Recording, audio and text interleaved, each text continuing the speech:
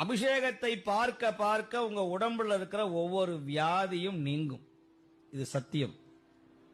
இது யாருக்குமே தெரியாது. இதுதான் பெரிய எளிமையான பரிகாரம் ஐயா. மிக எளிமையான பரிகாரம் இது. உங்க உடம்புல எத்தனை வியாதி இருந்தாலும் ஒரு அபிஷேகத்தை பார்க்கணும். அந்த அபிஷேகத்துக்கு உங்களால் முடிந்த அந்த பங்கு இருக்கணும். அப்படி இருந்தா உங்க உடம்புல இருக்கிற வியாதி தன் போலவே குறையும். இன்னொன்னு இருக்கு, பரிகாரம் இருக்கு. உங்க உடம்புல வியாதிகள் இருந்தால் உழவார பணி செய்யணும். கோயில்ல போய் தட்டை கழுவணும், கோயில்ல போய் பிள்ளை பிடுங்கணும், கோயில்ல போய் சாக்கடையை தூய்மை பண்ணணும், அடியார்களுடைய அந்த கோயில்ல இருக்கிற குப்பையை அள்ளணும். அப்படி அல்ல அல்ல அல்ல உங்கள் வினை கழியும், கஷ்டம் ஒழியும், உடம்புல இருக்கிற வியாதி நீங்கும். இது உண்மை. அப்ப அதெல்லாம் முடியாதவங்க என்ன செய்யணும்னா, அதெல்லாம் முடியாதவர்கள் சுவாமியினுடைய அபிஷேகத்திற்கு உங்களால் முடிந்த இப்ப